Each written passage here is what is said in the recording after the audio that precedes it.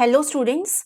आज हम बात करने वाले हैं सीटी पीजीआई रोहतक एग्जाम के बारे में, जिसका आज ही नोटिफिकेशन आया है, जिसके आपके फॉर्म भरने कल से शुरू हो जाएंगे और उसकी एग्जाम डेट भी आपके पास आ गई है। और वो नोटिस जो भी आया है वो मैंने टेलीग्राम पे शेयर भी कर दिया है।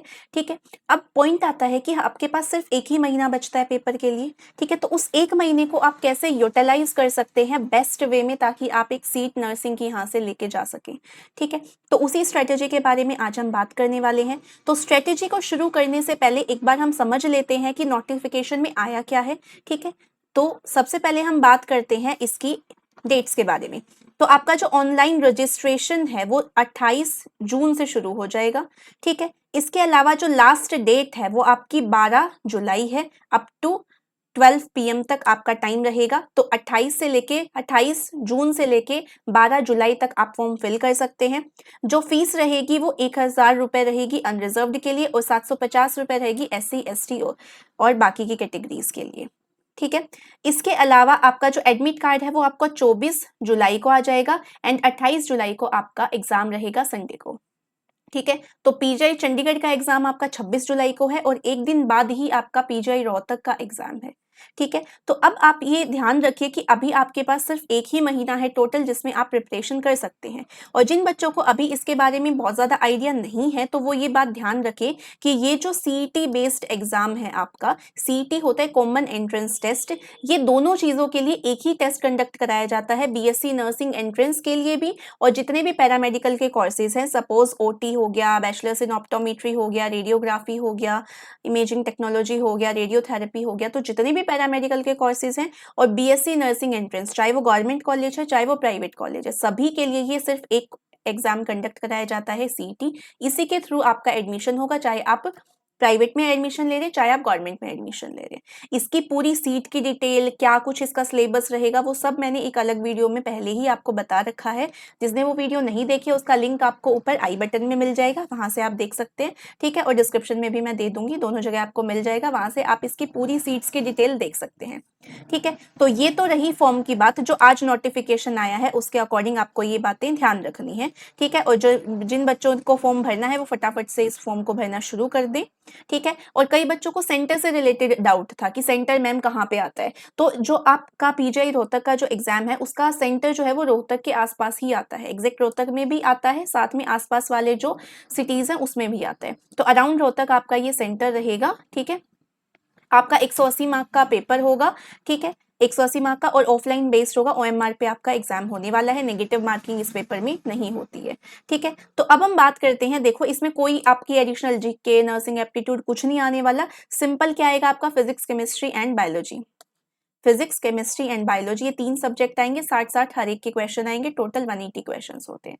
ठीक है, अब हम बात कर लेते हैं स्ट्रेटेजी के बारे में। स्ट्रेटेजी जो होगी, सबसे पहले हम बात करते हैं बायोलॉजी की। तो ये हमारी लास्ट 1 मंथ की स्ट्रेटेजी है। लास्ट 1 मंथ हमारे पास सिर्फ एक ही महीना बचता है लास्ट का, तो उसमें हम क्या कर सकते हैं। तो बायोलॉजी के लिए आपको क्या करना है, देखो बायोलॉजी के कितने क्वेश्चन आएंगे, 60 क्वेश्चन आएंगे। तो 60 क्वेश्चन आएंगे तो यहाँ पे देखो आपको कोई नोट्स या फिर कोई वीडियो देखने से आपका इतना फायदा नहीं होगा, जितना आप एनसीईआरटी लाइन टू लाइन पढ़ेंगे तब फायदा होगा।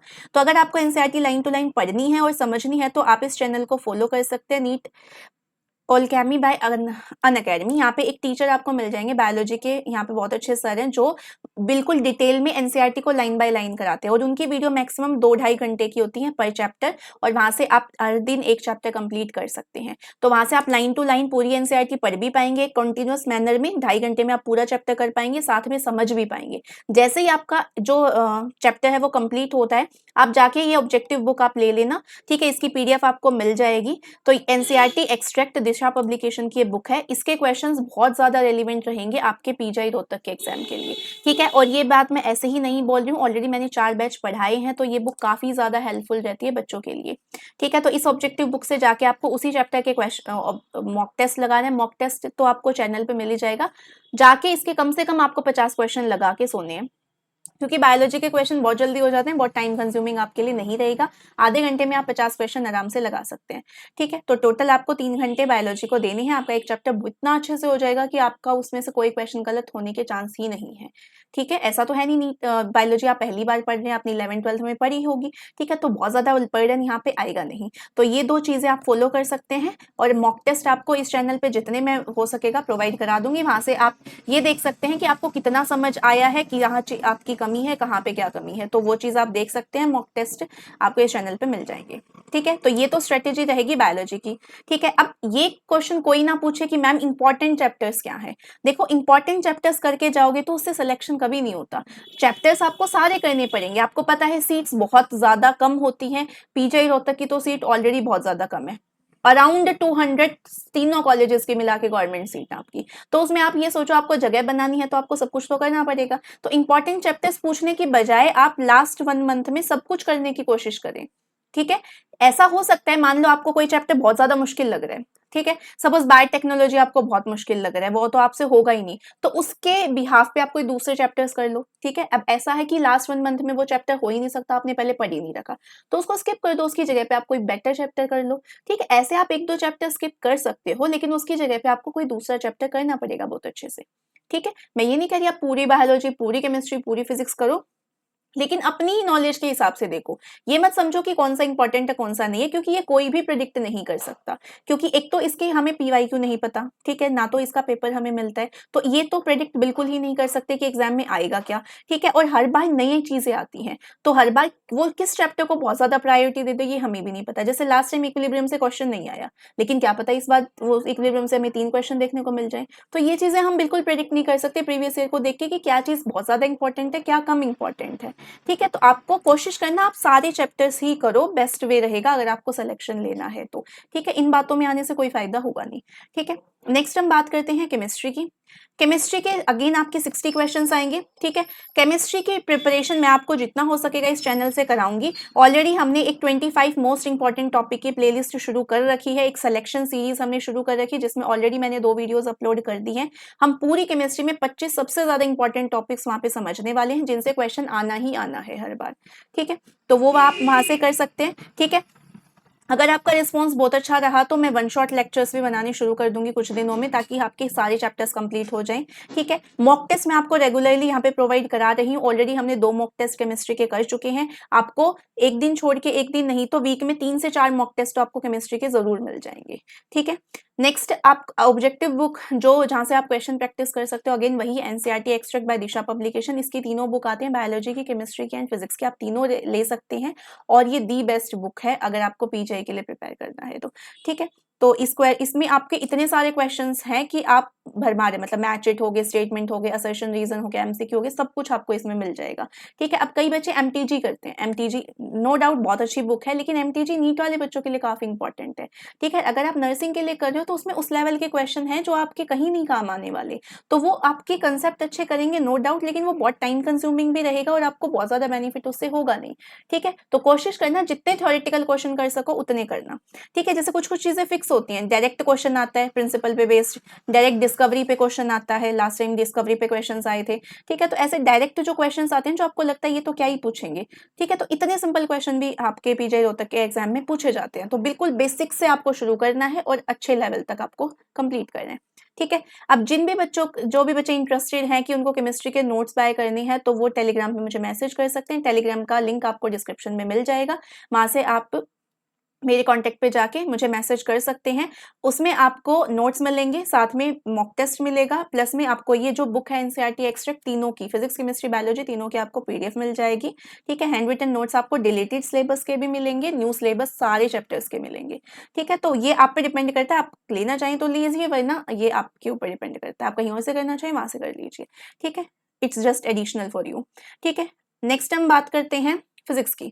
अब फिजिक्स में अगेन आपके 60 क्वेश्चंस हैं, ठीक है। अब फिजिक्स में बहुत बच्चों को डाउट रहता है, मैम कहाँ से पढ़ें कहाँ से पढ़ें, ठीक है। देखो मैं केमिस्ट्री टीच करती हूँ तो मैं फिजिक्स नहीं करा पाऊंगी आपको, ठीक है, ये बिल्कुल मैं क्लियरली बोल रही हूँ, ठीक है। तो आप क्या कर सकते हैं, आप जो थ्योरी है आप 1 शॉट लेक्चर से कर लीजिए। नीट अड्डा 247 में आपको वहाँ पे वन शॉट लेक्चर्स मिल जाएंगे। कंबाइंड 11th की पूरी एक 11 घंटे की वहाँ पे वीडियो है और ऐसे कंप्लीट 12th की भी वहाँ पे वीडियो मिल जाएगी आपको। तो ये एक यूट्यूब चैनल है नीट अड्डा 24/7। तो यहाँ पे आप जाके वन शॉट लेक्चर से आप अपने कंसेप्ट को रिवाइज कर सकते हैं। एक बार आपने जिस चैप्टर के वन शॉट लेक्चर देखा, जाके ऑब्जेक्टिव बुक खोलो और वहाँ पे जाके क्वेश्चन प्रैक्टिस करो। जितने ज़्यादा क्वेश्चन प्रैक्टिस करोगे फिजिक्स में उतना ही फायदा होता है, क्योंकि मैक्सिमम बच्चों की फिजिक्स वीक होती है और वही उनको ले डूबती है। तो बेटर तरीका होता है थ्योरी करो एंड देन ज्यादा टाइम किसको दो, क्वेश्चंस करने में दो, क्योंकि आपको जाके वहां पे क्वेश्चन अप्रोच ही पता होनी चाहिए, तभी आपका सिलेक्शन होगा। ठीक है, तो कम से कम सबसे ज्यादा क्वेश्चन आपको फिजिक्स के अटेम्प्ट करके देखने हैं। ठीक है, बायोलॉजी में थ्योरी पढ़ने से भी आपका काम चल जाएगा अगर आप ज्यादा क्वेश्चन प्रैक्टिस नहीं करोगे, लेकिन फिजिक्स में बिना क्वेश्चन प्रैक्टिस किए काम नहीं चलने वाला। ठीक है, तो कोशिश करना आप फिजिक्स में 60 में से एटलीस्ट 30-40 मार्क्स तो लेके आओ, इसके बिना आपका सिलेक्शन नहीं होने वाला है। ठीक है, तो कोशिश करना। और जो मॉक टेस्ट है वो आपको इस चैनल पे मिल जाएंगे। ठीक है, यहाँ पे हमारे पास फिजिक्स की मैम है, हम उनसे कॉन्टेक्ट करके आपके लिए फिजिक्स के मॉक टेस्ट अरेंज करा देंगे। ठीक है, जितना हो सकेगा मैं उतना करा दूंगी, अदरवाइज आप इस चैनल से भी वहां पे जाके प्रिपेयर कर सकते हैं। क्लियर है, तो ये मैंने आपको केमिस्ट्री, फिजिक्स एंड बायोलॉजी की स्ट्रेटेजी बता दी है। अगर आप इसे बहुत रूटीनली 1 महीने तक फॉलो करेंगे तो आपका सिलेक्शन कोई नहीं रोक सकता, लेकिन आपको इसे डेडिकेटली फॉलो करना पड़ेगा। आपको डेली का अपना टारगेट अचीव करना पड़ेगा, अदरवाइज रह जाएगा और कुछ नहीं पॉसिबल है। ठीक है, आपके पास मैक्सिमम 25 चैप्टर्स हैं हर एक में, केमिस्ट्री में, फिजिक्स में एंड बायोलॉजी में 25 सबसे इंपॉर्टेंट चैप्टर्स हैं, वही आपको करने हैं और 25 दिन में आप कर सकते हैं। लास्ट के 3-4 दिन आप मॉक टेस्ट को दीजिए, रिवीजन को दीजिए। ठीक है, तो ये हमारा शेड्यूल रहेगा। इससे रिलेटेड आपको कोई भी डाउट है तो आप मुझसे कमेंट सेक्शन में पूछ सकते हैं। जितने भी इंपॉर्टेंट वीडियोस हैं उनके लिंक आपको डिस्क्रिप्शन बॉक्स में मिल जाएंगे। And this is all about today. अगर आपको ये वीडियो अच्छी लगी हो तो लाइक, शेयर और सब्सक्राइब तो बनता ही है। अपने जितने भी दोस्त हैं जो CET की तैयारी कर रहे हैं उनका आप ये वीडियो शेयर कर सकते हैं। And thank you very much.